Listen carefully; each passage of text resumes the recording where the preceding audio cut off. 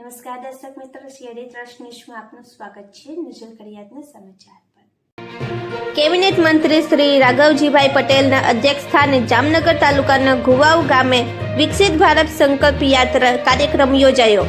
મંચ મહેમાનોના હસ્તે સરકારની વિવિધ યોજનાઓના લાભાર્થીઓને લાભો અર્પણ કરવામાં આવ્યા।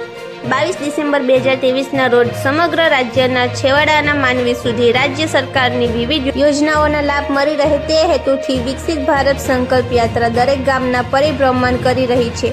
જામનગર જિલ્લાના જામનગર તાલુકામાં આવેલ ઘુવાવ ગામમાં રાજ્યના કૃષિ, પશુપાલન, ગૌ સંવર્ધન, મત્સ્યોદ્યોગ, ગ્રામ વિકાસ અને ગ્રામ ગૃહ નિર્માણના કેબિનેટ મંત્રી શ્રી રાઘવજીભાઈ પટેલના અધ્યક્ષસ્થાને વિકસિત ભારત સંકલ્પ યાત્રા આયોજન કરવામાં આવ્યું હતું। કાર્યક્રમમાં દીપા પ્રગટાવ કરાયા બાદ ઘુવાવ પ્રાથમિક શાળાના વિદ્યાર્થીનીઓ દ્વારા સ્વાગત ગીત રજૂ કરવામાં આવ્યું હતું। આ ઉપરાંત મહાનુભાવો દ્વારા વિવિધ વિભાગના સ્ટોલની મુલાકાત લેવામાં આવી હતી અને ડ્રોનનું નિરીક્ષણ નિહાળવામાં આવ્યું હતું।